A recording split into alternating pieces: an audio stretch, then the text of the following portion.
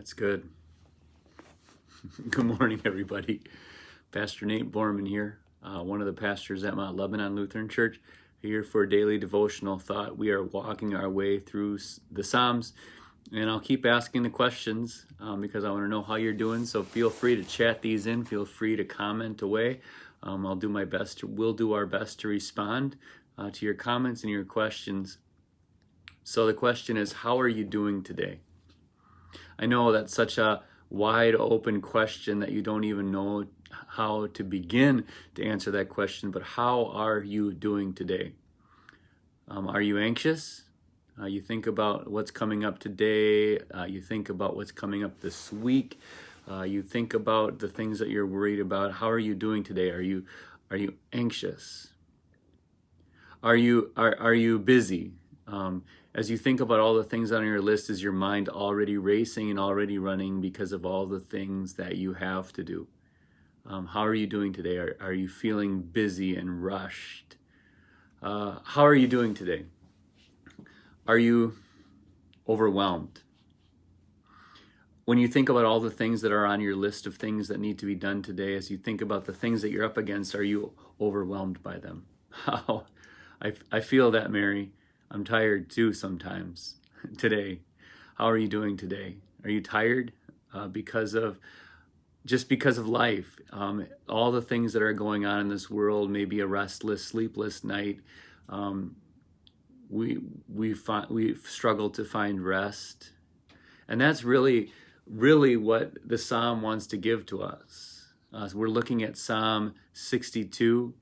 And what you see in Psalm 62, and you'll see this again tomorrow when we look at Psalm 63, is you see a psalmist who's tired, who's worn, who's ragged, who's beaten down, who's maybe overwhelmed, worried. We think about, Tracy, I'm not sure what's on your heart and mind when you say worried, but we worry about all kinds of things. We worry about the future of our kids. We worry about our families and how we're going to make ends meet. We worry about all kinds of things, and the Psalm wants to give us rest when we're worried.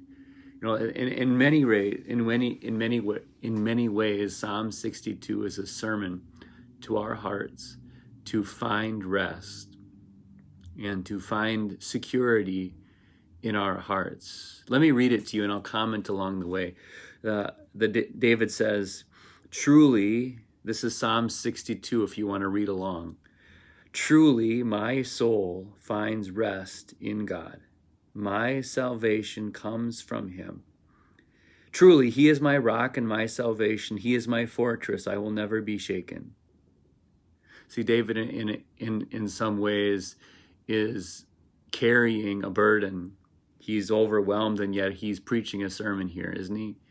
Truly, my soul, this is where I find rest. And he says this because look at what he's up against. How long, verse 3, how long will you assault me? Would all of you throw me down, this leaning wall, this tottering fence? Surely they intend to topple me from my lofty place. They take delight in lies. With their mouths they bless, but on their hearts they curse. David finds himself with wave after wave after wave of enemies speaking against him. And maybe you feel that too, like sometimes the waves are just breaking over you, like sometimes the waves of life, whether it's kids, whether it's light, whether it's school, whether it's COVID, whether it's the presidency, whether it's making ends meet, and all these things, right? All these things are like waves breaking over us, and it's not waves like on a calm beach in Cancun where you just stick your toes in the sand and say, like I do with my coffee. But instead, right, these are waves of like, they're breaker waves that are just beating on you, and they're like waves on a little kid. If you see a kid run out into the ocean, what does a wave often do to them?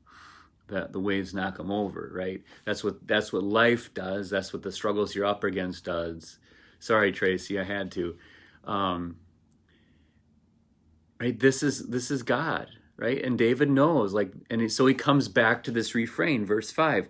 Yes, he affirms it, right? The things that you're doing for each other in the chat this morning, he affirms what he already knows. Yes, all these waves of the breaker are coming over me. Yes, my soul finds rest in God. My hope comes from him. Hang on while I turn my page. Oh my goodness.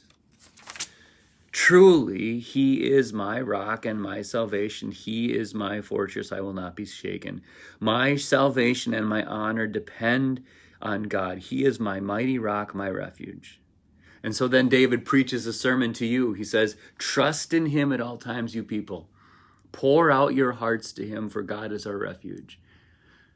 So when you're anxious, when you're worried, when you're concerned, when you're overwhelmed, when you're tired, what does David say? He says two things: trust in the Lord and pour out your hearts to him.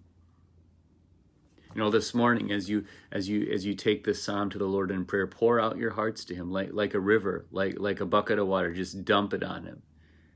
And then David reminds us a couple of other things. Verse 9, he says, surely the lowborn are but a breath, the highborn are but a lie. If weighed on a balance, they are nothing. Together they are only a breath. In other words, you can't count on people. No matter where they come from or who they are, you can't really count on people. People, sometimes we do our best, but we're still human. We still struggle and fall. Then he says this, do not trust in extortion or put vain hope in stolen goods. Though your riches increase, do not set your heart on them. In other words, you can't count on money, right?